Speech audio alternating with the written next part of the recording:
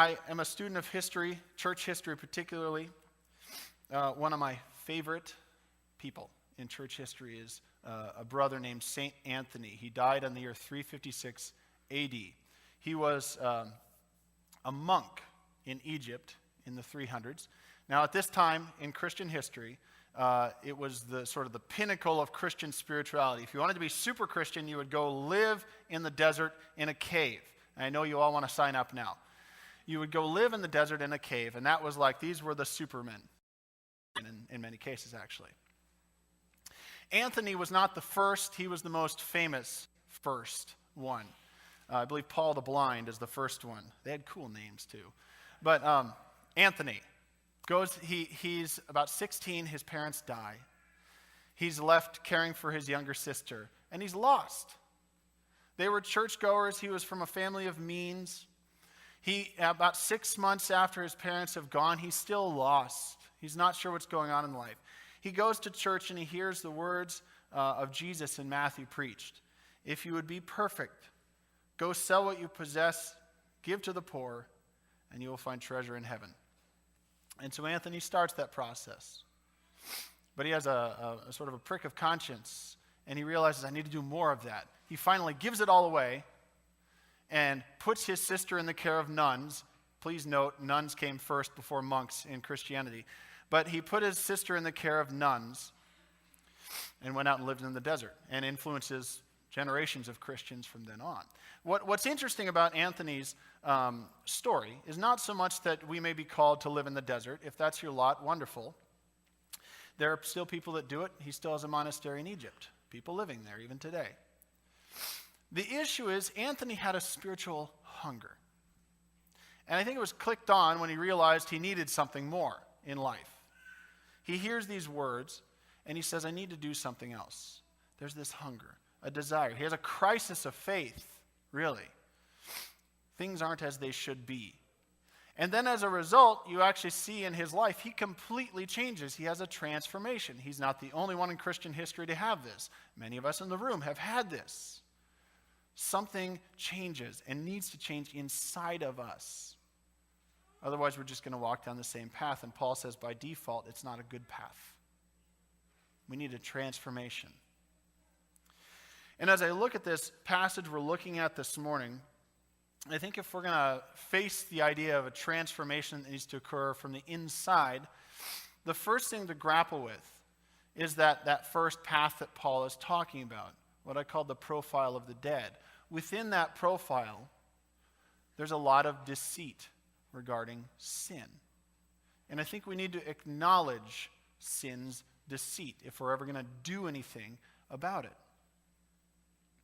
And so as I was thinking this through, I had sort of three different deceitful thoughts that we can have about sin.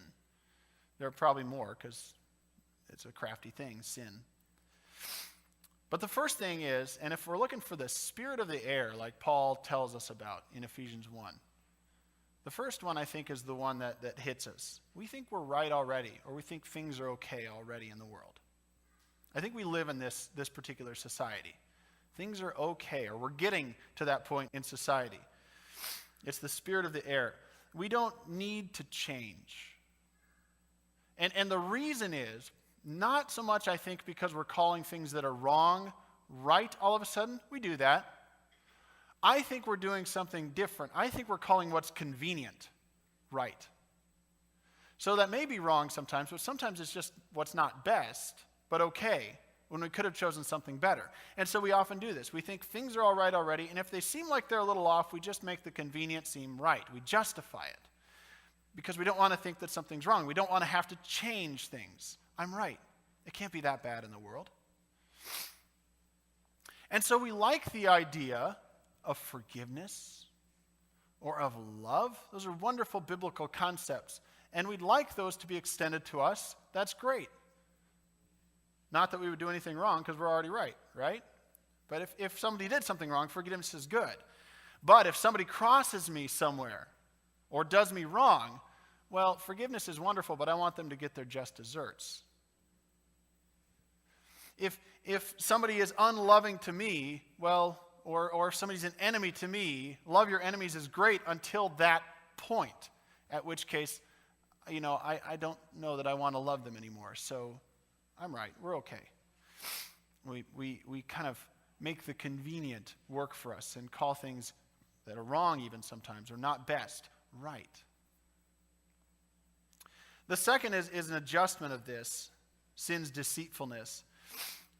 Sometimes we can acknowledge that something's wrong. And maybe this is really where we are. There are certain areas that we can fix in life and certain areas that we can't. So makeover shows are very popular right now. And I think we often believe that a simple makeover, maybe a slight change in diet, a little extra exercise, maybe go to the doctor every so often, and maybe even see a counselor will fix all of our problems in life. They will fix a lot of things. They're just minor things that are wrong in the world. But I've got to tell you, this is also a deceitful thing regarding sin and sin's presence in the world and in our own lives. As I drive around town right now, I am thankful that the pothole crews have been out. I hope you are too. But every so often you drive over one of those, and I know the city knows it too. That's not going to fix it, that little bit of asphalt.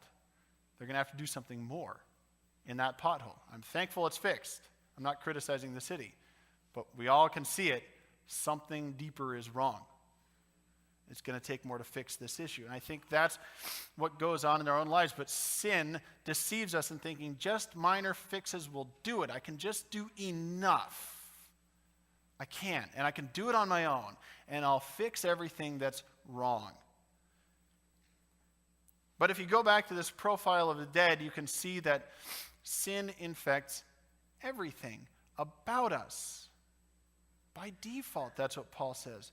It messes with everything. So incremental changes just aren't going to fix the problem. They might fix symptoms of the problem. So why does domestic violence happen in homes? Self is at the center, the sinful nature. Why is it that we can act one way in one environment? Somebody can go to their work and act a completely different way, or go to school and act a completely different way. Sin is present. Why is it that we can treat others poorly in some of these situations and treat others well and justify it somehow? The sinful nature is at work. It's the self at the center. It's the problem, and it infects everything we do, even if we don't want to admit it. And it's not just micro changes that are going to fix it. And the third deceit that I see that we can bring in about sin, and I'll credit A.W. Tozer for this one. It's just an extension of the last one. We can think effort will fix things. We could add to that time will fix things too. Kind of like a credit report, right? If it's wrong, just enough time and effort will fix it. Or like a savings account. With enough time, we can bank up enough that anything could come our way and we could take care of it. But that's not how sin works. You can't pay off the balance or work off the balance of the sinful nature. It just doesn't work that way. Yet we're deceived sometimes into thinking that we can just justify it, work it off, or time will tell. And we can just balance it out, and God's going to weigh everything out in the end and say, well, you did enough good to outweigh the bad.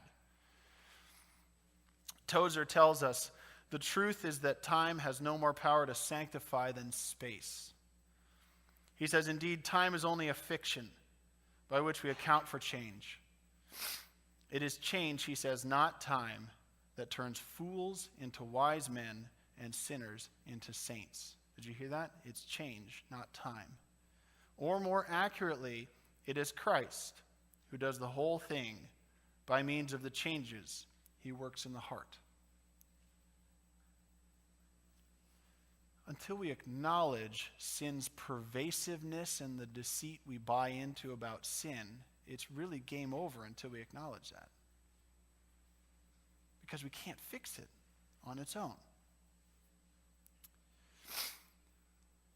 Stephanie and I, in our first years of marriage, we lived in Vancouver, British Columbia. It's right on the coast, Pacific Ocean there. And they got some great clouds and weather patterns. And I remember we were getting close to moving. It was American Thanksgiving.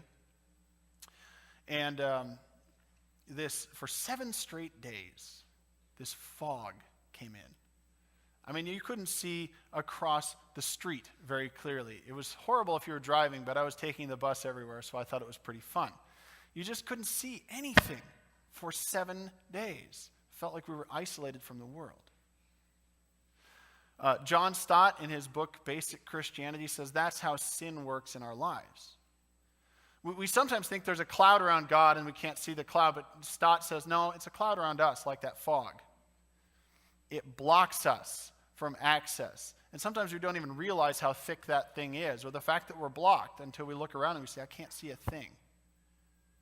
That's how pervasive sin is in our lives.